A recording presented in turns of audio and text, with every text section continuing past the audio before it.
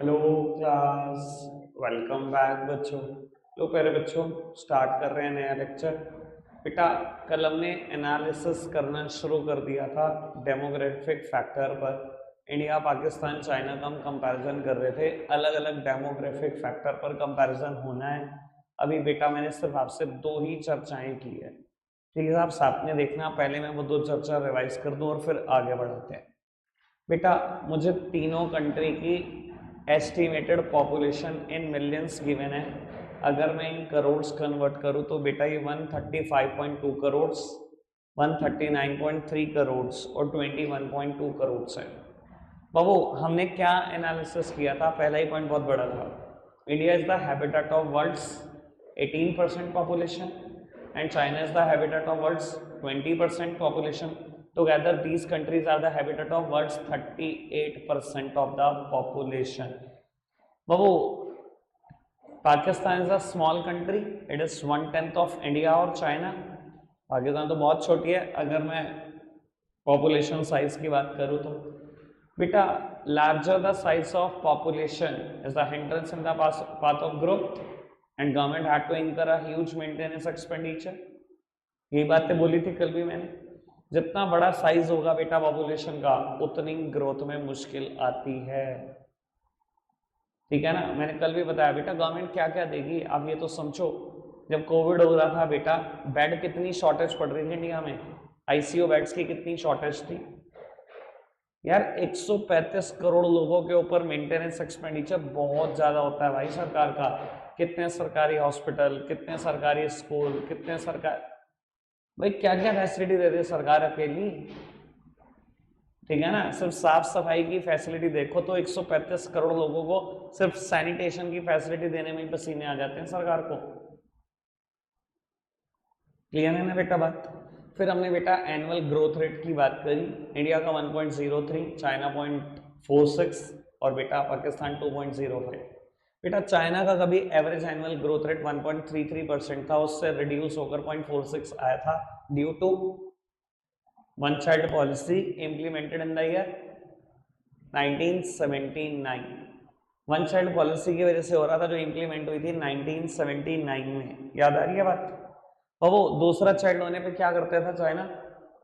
मार देता था या आर्मी के लिए उठा कर लेकर चला जाता था, ठीक है जी। लेटेस्ट में ये पॉलिसी खत्म करी है इन्होंने 3-4 साल पहले ही, क्योंकि जब बुजुर्ग पॉपुलेशन चाइना के हद से ज्यादा हो गई, ठीक है ना जी। और वो average annual growth rate of both India and Pakistan are alarming high, that soon India will cross the Chinese population. कल भी मैंने बोला था, चाहे आपके पास लेटेस्ट सेंसस हैं, चाहे उसमें पता लग गया इंडिया ने चाइना को क्रॉस कर दिया, लेकिन बेटा अगर एनसीईआरटी अपडेट नया हुई तो बाबू आपको यही स्टेट आएंगे और आपको यही लिखना पड़ेगा कि soon India will cross the Chinese population, ठीक है ना जी। बाबू, जब आप 135 करोड़ होते हो ना और 1% से हर साल बढ़ रहे हो तो बहुत बड़ी अमाउंट है। 1,35,00,000 लोगों का बढ़ जाना हर साल में इंडिया में, छोटी कंट्री की पूरी पॉपुलेशन है इतनी, ठीक है ना? कल मैं ऑस्ट्रेलिया से कंपैरिजन कर रहा था, हर साल इंडिया एक ऑस्ट्रेलिया पैदा कर देता है। ऑस्ट्रेलिया की पॉपुलेशन इतनी है और इंडिया से 3 गुना बड़ा ज्योग्राफिकल एरिया, ठीक है जी। ये मेरा एनालिसिस कल भी हो चुका था, मैं आगे की बात करता हूँ बेटा। अब हम कंपैरिजन कर रहे हैं डेंसिटी का। डेंसिटी मतलब बेटा, अगर मैं चारों कोनों से 1 किलोमीटर ले लूं तो उस 1 किलोमीटर के स्क्वायर में जितने लोग रहते हैं वो बेटा किसी भी देश की डेंसिटी कहलाती है। इंडिया की डेंसिटी बहुत ज्यादा 455 बाबू, ऑब्वियसली चाइना की बहुत कम 148, पाकिस्तान की भी 275। बेटा, चाइना की डेंसिटी इतनी कम क्यों जबकि पॉपुलेशन हमारे से भी ज्यादा? बाबू, नेचर उन पे थोड़ा सा ज्यादा मेहरबान है, उनके पास ज्योग्राफिकल एरिया हमारे से बहुत ज्यादा है जिसकी वजह से उनकी डेंसिटी काफी कम है। हमारे पास ज्योग्राफिकल एरिया भी कम और पॉपुलेशन भी बहुत ज्यादा जिसकी वजह से हमारी डेंसिटी काफी ज्यादा है। और आपको बता देता हूँ, जितनी ज्यादा डेंसिटी होती है ना बेटा, उतना ही ज्यादा बर्डन पड़ता है नेचुरल रिसोर्सेज के ऊपर। अब यार खुद बताओ, इंसान को क्या नहीं चाहिए? 1 स्क्वायर किलोमीटर के अंदर 455 लोग रह रहे हैं, क्या नहीं चाहिए, क्या नहीं चाहिए बताओ? पानी नहीं निकालोगे जमीन से, ग्रीनरी नहीं चाहिए, रोड्स नहीं चाहिए, कोल नहीं चाहिए, पेट्रोल नहीं चाहिए, क्या नहीं चाहिए बताओ? बस ये बताओ क्या नहीं चाहिए नेचर से? सब कुछ चाहिए। तो बाबू अगर इतनी ज्यादा डेंसिटी है तो पक्की बात है परमानेंट बर्डन पड़ेगा नेचुरल रिसोर्सेज के ऊपर, रोक नहीं सकता कोई। नेचर को एक्सप्लॉइट करते चले जाओगे, ठीक है ना? अब क्या करोगे? ग्रीनरी चाहिए भी, तब भी जंगल काटोगे, पॉपुलेशन बढ़ती जा रही है, करोगे क्या? कहाँ रहोगे? समझ में आ रही बात? और मैं अगर मेरे को अगर एक एक्स्ट्रा बात बतानी हो तो बेटा, मैंने शायद बात पहले भी बोली थी, और वो WHO को ये लग रहा था कोविड आने के बाद कि हम इंडिया को नहीं बचा पाएंगे, सबको बचा लेंगे, इंडिया नहीं बचता, पूरा इंडिया जाएगा। ऐसी एक्सपेक्टेशन थी WHO की इंडिया से। ऐसा क्यों? क्योंकि वो डेंसिटी 455 है, ये जो डिस्टेंस हमें मेंटेन करना था, मिनिमम डिस्टेंस, हम मेंटेन कैसे करेंगे? मुझे लग रहा था 1 किलोमीटर में 455 लोग रहते हैं, 2 मीटर का डिस्टेंस है बस, मेंटेन कैसे करोगे? और अगर मेट्रोपॉलिटन सिटीज की बात करें, हम दिल्ली जैसे सिटीज की बात करें तो हालात वर्स्ट है, 3-3 हजार डेंसिटी है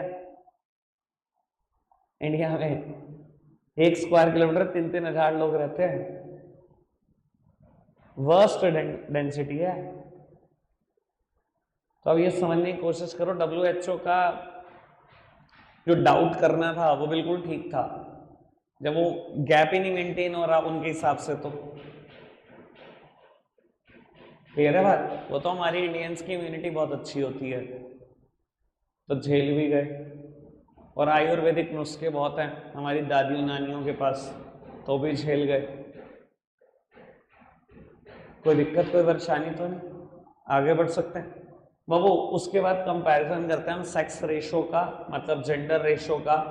बाबू ये क्या बताती है रेशो? ये बताती है 1000 मेल्स के ऊपर कितनी फीमेल्स हैं, यानी कि अगर 1000 मेल्स हैं इंडिया में तो 924 ही फीमेल्स हैं, 1000 अगर मेल्स हैं चाइना में तो 949 फीमेल्स हैं, और यही हालात पाकिस्तान के भी हैं।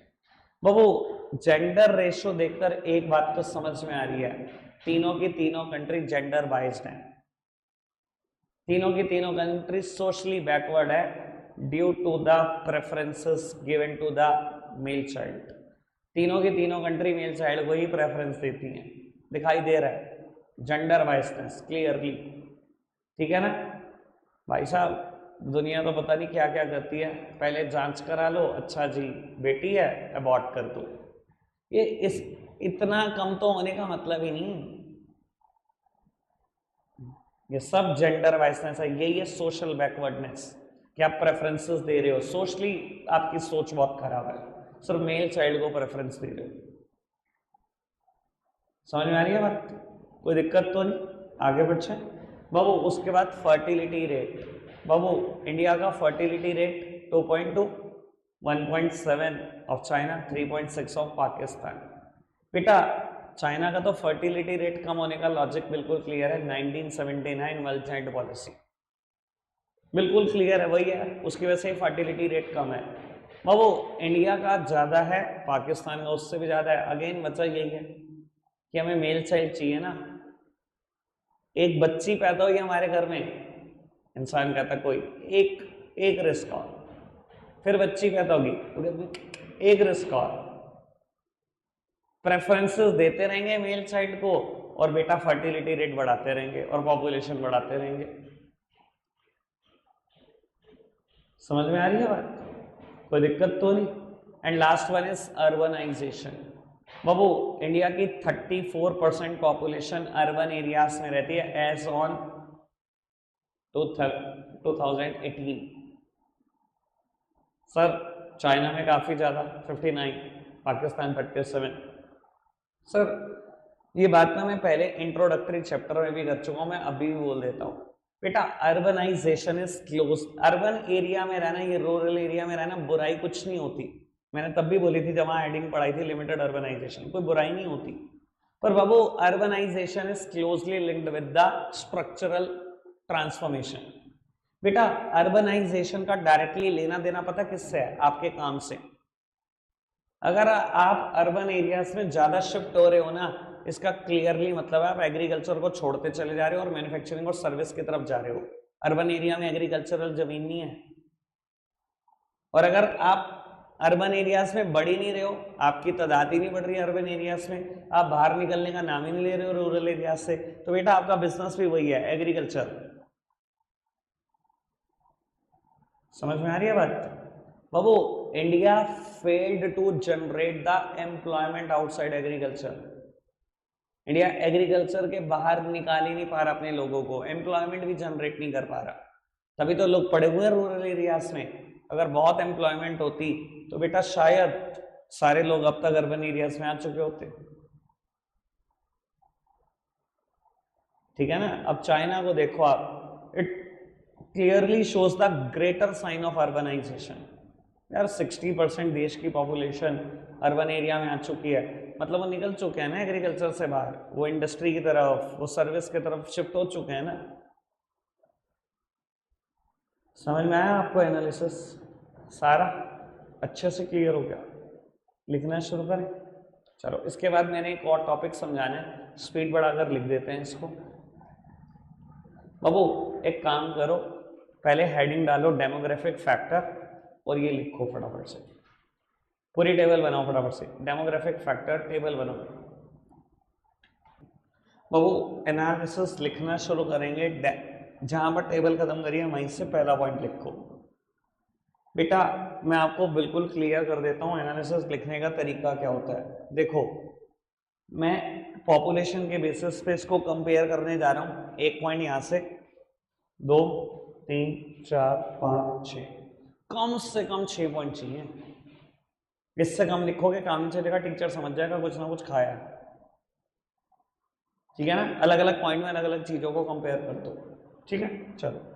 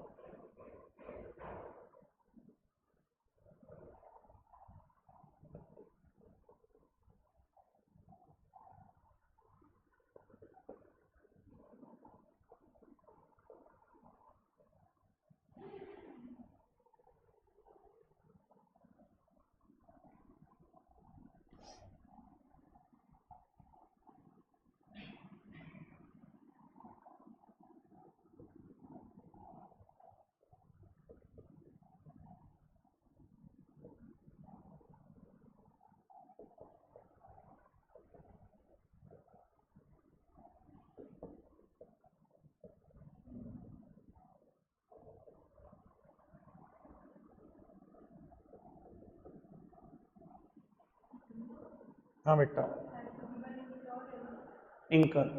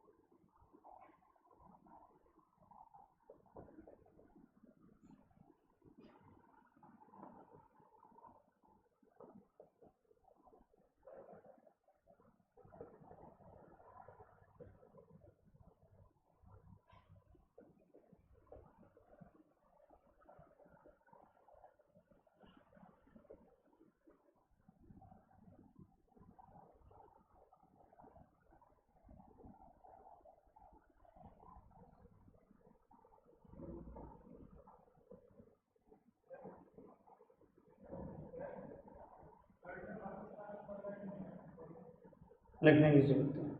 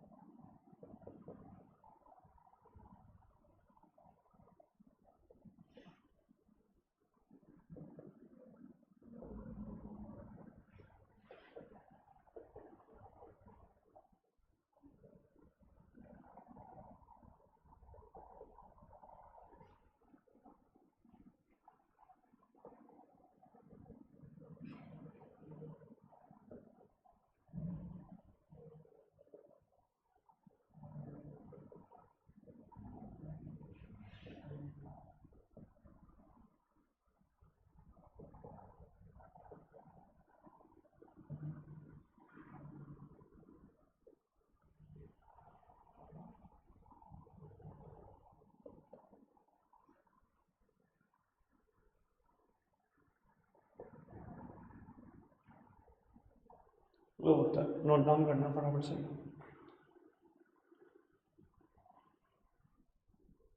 अब हमने समझ भी लिया एनालिसिस और लिख भी लिया, नेक्स्ट टॉपिक स्टार्ट करते हैं। मैं बताता हूँ क्या पढ़ना है आपको। बाबू अभी मैं पढ़वाने वाला काम नहीं कर रहा, इनसे ज़्यादा अच्छा एनालिसिस करूँगा, आप प्लीज़ सामने देखना। बेटा मुझे गिवन है annual growth of GDP 1980s to 2017।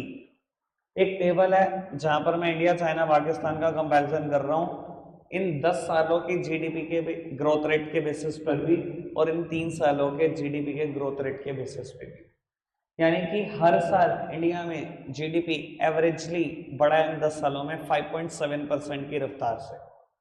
ठीक है, अभी हमारी स्पीड खैर थोड़ी ठीक चल रही है, 6.8, 6.85, 7, 7.5 यहाँ तक पहुंच जाते हैं। ठीक है बाबू, उस टाइम पर 5.7 China is able to maintain the double digit growth rate for 10 years continuous. Average देखो 10 साल लगातार double digit growth rate maintain करना जीडीपी का, सर कोई कंट्री नहीं कर पाई। इतनी कमाल थी चाइना इस चीज में। पाकिस्तान 6.3 हमारे से ज़्यादा अच्छा। बाबू फिर 2015 to 17 हम सबसे ऊपर, बाकी दोनों कंट्रियां हमारे से नीचे। सर एनालिसिस के 6 पॉइंट बनने चाहिए, बनने ही चाहिए। एक पॉइंट यहाँ से, एक यहाँ से, एक यहाँ से, ठीक है जी, 6 पॉइंट बनाऊंगा। कुछ विचार आपसे, कुछ मुझसे। बताओ जी 1980s to 90s इंडिया के हालात इतने खराब क्यों थे कि पाकिस्तान से भी पीछे? Annual growth rate of GDP इतना कम एवरेजली 10 सालों तक। बेटा बात सिर्फ एक ही है कि आपने पब्लिक सेक्टर को इंपॉर्टेंस देनी शुरू करी 1956 में। पैसा नहीं था ना हमारे देश में, आपने इंपॉर्टेंस देनी शुरू करी 1956 में। मैं पढ़वाऊंगा ये ईयर कहाँ से आ रहा है 1956। सर कल आपने पढ़ा था मुझसे एक बात, जब हम डेवलपमेंट पाथ पढ़ रहे थे पाकिस्तान और चाइना का, पाकिस्तान और इंडिया का, तो हमने पढ़ा था public sector is given the lead role and private sector is assigned a secondary role. India में जब लीड रोल दिया गया वो 1956 में दिया गया। मैं ईयर बताऊंगा कहाँ से आ रहा है जब हम चैप्टर नंबर 2 पढ़ेंगे, अगला चैप्टर 2 ही पढ़ेंगे तो वहां पर पता हो जाएगा आपको। तो वो हमने पब्लिक सेक्टर को लीड रोल थमा दिया कि आओ और आप लीड करो, प्राइवेट सेक्टर के पास पैसा नहीं है। सर उन्होंने लीड करना शुरू तो करा, बट ये बात आप भी बहुत अच्छा जानते हो, मैं भी बहुत अच्छा जानता हूँ, public sector of India was characterized by corruption. The worker of the public sector lacked enthusiasm to work. उनके अंदर वो ज़ील है काम करने की। आज भी बता दो पब्लिक सेक्टर में जो लोग काम कर रहे हैं वो ज़ील व एंथुसियाज्म आपको दिखाई देता है? नहीं है ना। वो ज़ील धीरे धीरे खत्म होती गई। पब्लिक सेक्टर में एक के बाद एक करप्शन के चार्जेस खुलते गए, ये पब्लिक सेक्टर में फ्रॉड, उस पब्लिक सेक्टर में फ्रॉड। हालात इतने वर्स्ट थे इंडिया के कि ग्रोथ रेट बहुत कम रहा। तो उसके बाद अचानक से ऐसा क्या हुआ कि ग्रोथ रेट बहुत बढ़ गया। बाबू 1991 में हम न्यू इकोनॉमिक पॉलिसी ले आए थे। ये जो आपको दिखाई दे रहा है ना ग्रोथ रेट, ये इसी का आफ्टर इफेक्ट भी है। सर देखो हम 1991 में एलपीजी ले आए, हमने ग्लोबलाइज कर दिया अपनी इकोनॉमी को। हमने कहा जी बस अब हमारे लिए इंडिया कोई एक इकोनॉमी नहीं है, हमारे लिए वर्ल्ड एक इकोनॉमी है। हम सभी कंट्रीज में सभी कंपनीज का जाकर वेलकम कराए कि हम आओ इंडिया और आकर इंडिया गुड्स बनाओ बेचो, हम हमारी तरफ से कोई रेस्ट्रिक्शन नहीं है। हम ऐसा कर तो आए, पर यूपीए गवर्नमेंट ने फिर भी बहुत हद तक रेस्ट्रिक्शन लगाई हैं एलपीजी के आने के बाद भी। 2014 में मोदी गवर्नमेंट आ जाने के बाद तो वैसे ही इतिहास पलट गए।